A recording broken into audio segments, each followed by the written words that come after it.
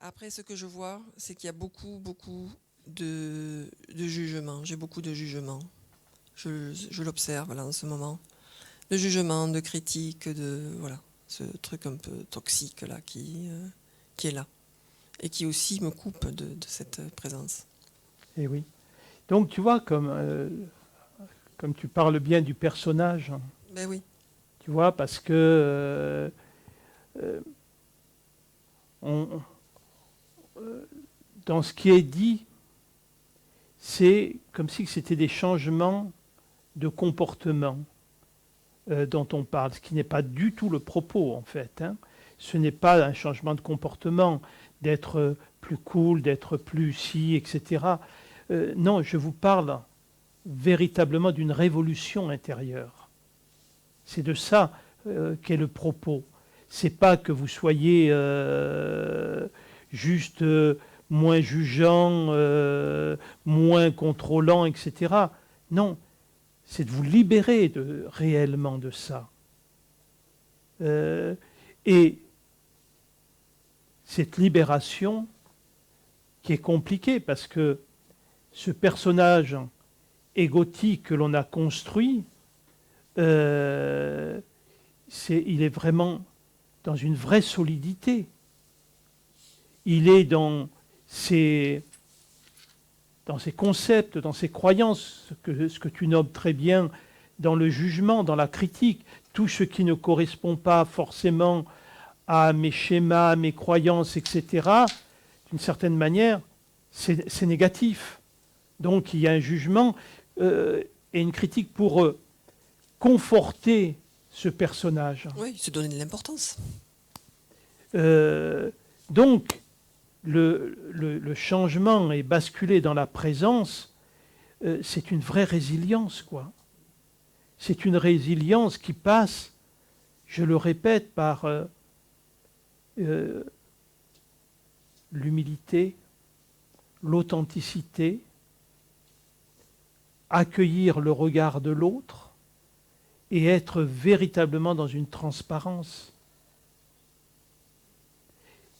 C'est la condition sine qua non à pouvoir effectivement retrouver notre connexion avec le divin. Tant que nous ne sommes pas à cet endroit-là, nous sommes dans l'illusion. L'illusion de la spiritualité, l'illusion de l'amour. Hein. Euh, euh, quelle que soit la qualité du personnage, parce que bien sûr, il y a des personnalités plus sympas que d'autres, des personnalités plus généreuses que d'autres, des personnalités plus aimantes que d'autres. Bien évidemment, c'est pas le souci, ça. Euh, mais c'est de pouvoir amener ce qui est la présence et qui vienne réellement animer cette personnalité. Parce que cette personnalité ne se suffit pas à elle-même. Elle ne peut pas trouver la paix profonde. Elle ne peut pas trouver l'harmonie. Elle peut trouver que des succédanés de ces énergies-là. Elle va trouver de la satisfaction dans l'éparpillement, ou soit dans le plaisir qui va donner des endomorphines, etc. Mais tout ça, c'est que temporaire tout le temps. Et qui fait que, comme c'est temporaire, il y a une course effrénée en permanence vers quelque chose de plus grand qui est inaccessible par la volonté ou par l'action. Alors, la grande difficulté dans tout ça, c'est que, et ce que je disais un petit peu tout à l'heure, c'est l'idée, d'accord, mais il y a un sas.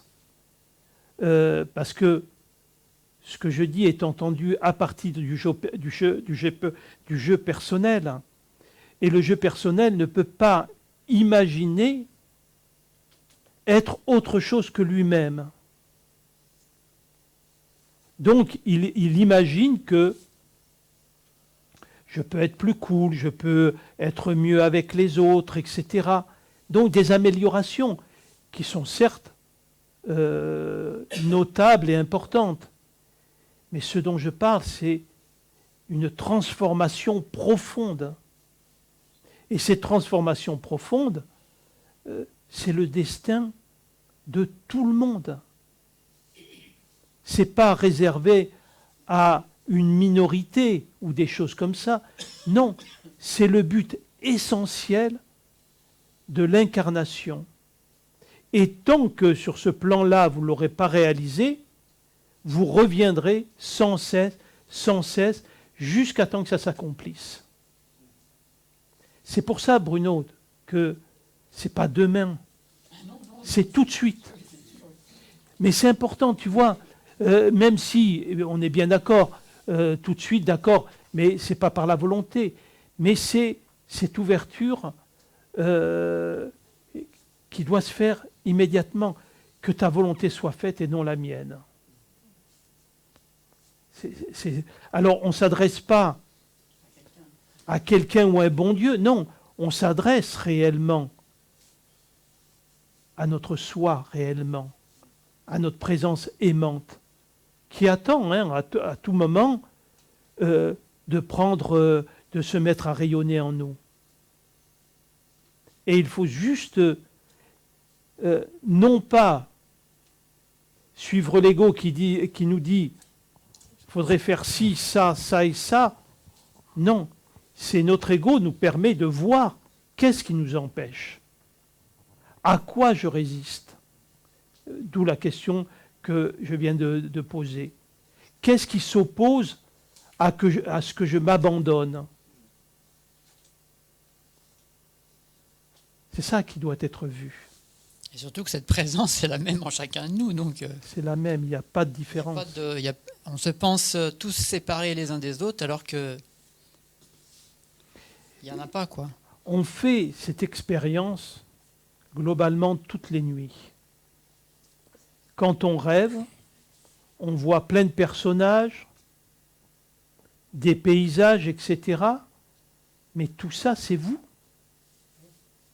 Il n'y a pas quelqu'un qui vient dans votre rêve. C'est votre création. Et nous sommes la création du rêve de l'âme.